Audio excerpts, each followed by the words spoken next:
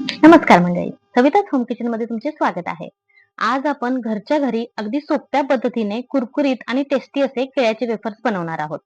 बाजारासारखी चव पण अगदी सोप्या पद्धतीने आणि अगदी कमी साहित्यामध्ये. तर मग व्हिडिओ शेवटपर्यंत नक्की बघा. आता इथे मी 4 केळी घेतलेली आहेत. कच्ची केळी आहेत ही आणि एका साईडला मी एका वाटीमध्ये थोडंसं पाणी घेतलंय. थोडंसं समुद्री मीठ टाकलंय आणि अर्धा चमचा हळद टाकलेली आहे. आता हे सगळं मिक्स करून मी साईडला ठेवते आहे. हे आपल्याला वेफर बनवताना लागणार आहे. आता ही जी आपण केळी घेतली होती याची सालं काढून घेऊया. आता आपल्याला इथे केळी जी आहेत ना, बाजारामध्ये तुम्ही भाजीवालीकडे जर भाजीसाठी कच्ची केळी मागितलीत, तर ही अशा प्रकारची केळी मिळतात. ती घ्यायची आहेत वेफरसाठी. आपण जी नेहमी खातो, जी गोड केळी असतात, आपण खायला वापरतो, ती केळी वापरायची नाहीत. ही अशी भाजीसाठी जी असतात ना, ती केळी वापरायची आहेत. आता हे बघा, अशा प्रकारे व्यवस्थित अशी ह्याची सालं काढून घेऊया आणि मग आपण याचे वेफर्स करायला घेणार आहोत. केळ्यामध्ये कार्बोहायड्रेट्स पण भरपूर प्रमाणात असतं. त्यामुळे कसं होतं, वेफर्स खाल्लं ना, की पटकन असं आपल्याला असं लगेच भूक आपली कमी झाली अशी पटकन अशी ऊर्जा मिळते याच्यामुळे.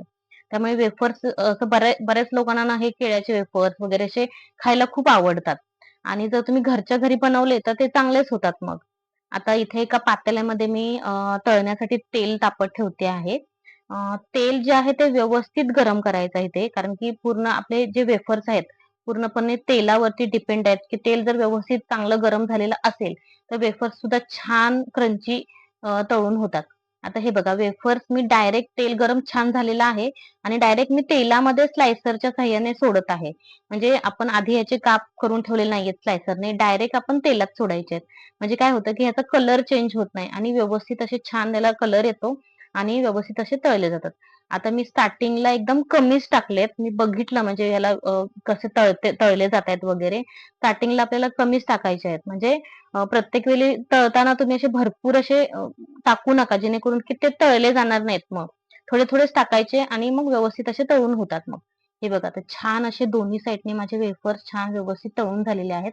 मी काढून घेते. तेल व्यवस्थित निथळायचं आहे आणि मग मी इथे बटर पेपर पण ठेवलेला आहे बघा. त्याच्यावरती हे सगळे वेफर्स काढून घेते. जेणेकरून आपलं एक्स्ट्राचं जे तेल आहे ते बटर पेपरमध्ये सोक होईल आणि आपले वेफर्स जे आहेत ते जास्त असे तेलकट होणार नाहीत. आता ही सेकंड बॅच सुद्धा मी टाकते आहे. ही सुद्धा बघा, आपण असं डायरेक्ट तेलात टाकतो आहे. तेल पण आपलं व्यवस्थित गरम आहे. छान अशी बघा उकळी फुटल्यासारखी दिसते. म्हणजे वेफर्स टाकले की लगेच छान असे फ्राय होताना दिसतायत. आता हे सगळे माझे टाकून झालेले आहेत वेफर्स. दोन्ही साइडनी व्यवस्थित असे तळून घ्यायचे आहेत आणि आपण जे मगाशी जे पाणी तयार केलं होतं मीठ आणि हळद टाकून, तर ते सुद्धा आपल्याला टाकायचं आहे. कारण की चवीसाठी आपल्याला ते टाकावं लागणार आहे. त्याच्यामुळे आपल्याला आपल्या केळ्याच्या वेफर्सना व्यवस्थित अशी टेस्ट येणार आहे आणि हळदीमुळे त्याला असा छान असा पिवळसर असा कलर येईल. आता हे टाकल्यानंतर ना तेलाला अशी एकदम उकळी आल्यासारखी वाटते.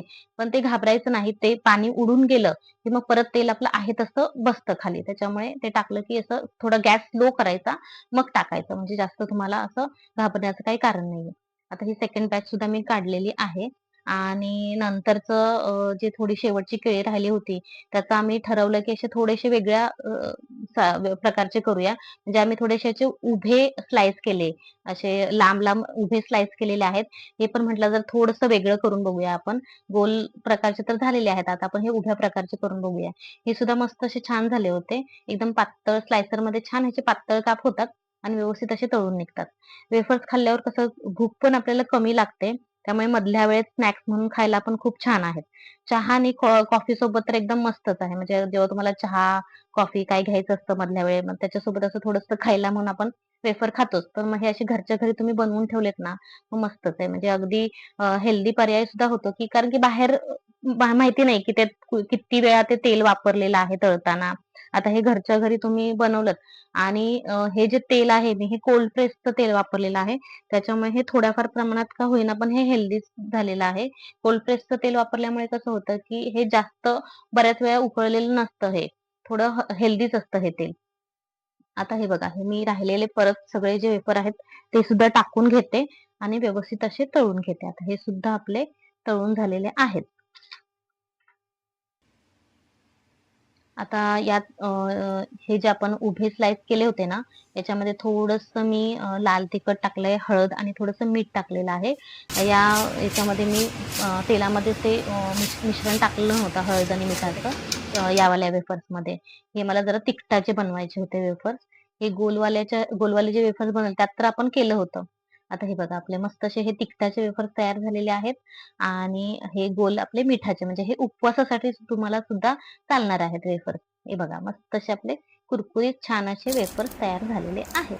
तर अशाच छान-छान रेसिपीजसाठी तुम्ही सविताज होम किचनला लाईक करा, शेअर करा आणि सबस्क्राईब करा.